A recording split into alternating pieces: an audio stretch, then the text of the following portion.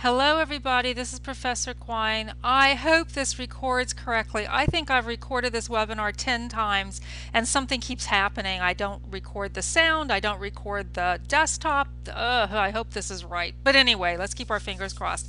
This is the webinar on verbs. It's really not going to cover everything about verbs. It's just impossible. The English language has so many verbs, so many rules about verbs that I can't do them all in one webinar. So I'm going to encourage you to read your books about verbs, your handbooks about verbs. I don't know, do any exercises that I have assigned about verbs. Go to EnglishClub.com or Purdue OWL to learn about verbs. But you know, I'm gonna have to count on you to fill in some gaps here, because I'm just going to talk about the two major types of verbs in this webinar, which are regular and irregular verbs. Briefly stated, the regular verb is a verb that follows the rule to add ed to become past tense. So then, of course, the irregular verb does not do that, does not add ed to become past tense. And I have a couple of rows here, two columns of verbs. One under the regular column, ask, study, and bake. And the reason it's under the regular column is because in order to make these verbs past tense, all I have to do is add ed, right? So they're regular.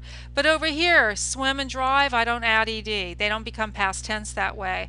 It's, you know, there's no swim, there's no drived. So there's swim, swam, swum, swimming. There's drive, driven, drove, you know, driving, but there's no drive. So they're irregular verbs. You'll notice though both columns are pretty active, right? All of those verbs, whether they're regular or irregular, are pretty active. So that's pretty much true for most regular and irregular verbs, except one in particular, and that is the irregular verb be. Be is like, he has a very large family, and many of his descendants don't look much like be, but they're all considered to be verbs. They're also referred to as passive verbs, inactive verbs, not active verbs, state of being verbs, but they all are the same kind of verb, and they're very, as I always call them, inactive or passive. Ben, B-E-E-N, is a descendant of be that looks pretty much like him, but the other ones, is, am, are, was, were, all of those, they don't look much like be, but they are state of being verbs. So let's talk a little bit about state of being verbs. I have two sentences here for you. He bakes daily and he is a baker. Notice, again, bake is a regular verb, right? Because we can add ed to make it past tense. But, and I'm not worried about making it past tense here, I just have it in present tense form, bakes. But notice that bakes, you know, I'm using it as a verb here, and that it's very active. You can almost see this person, you know, baking a loaf of bread or something. What I did in the second sentence was I inflected bake to baker. And what does inflect mean?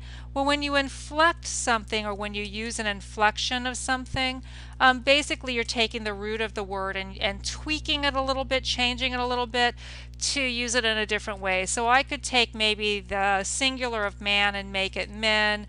I can take the present walk and make it walked.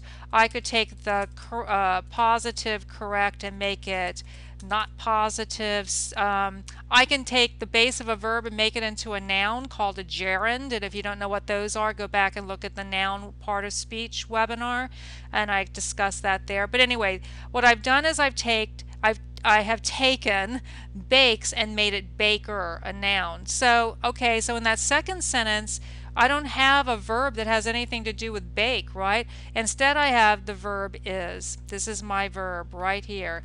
And notice it's very inactive, passive, you know, it's not doing much. That's because it's a state of being verb. They're very quiet verbs, but they are verbs, and so there's an example of a state of being verb at work. Alright, so that's all I have to say about verbs. Please go and look at all those sources that I mentioned earlier in the webinar if you need to know more, and I encourage you to know more about verbs, and I will be speaking to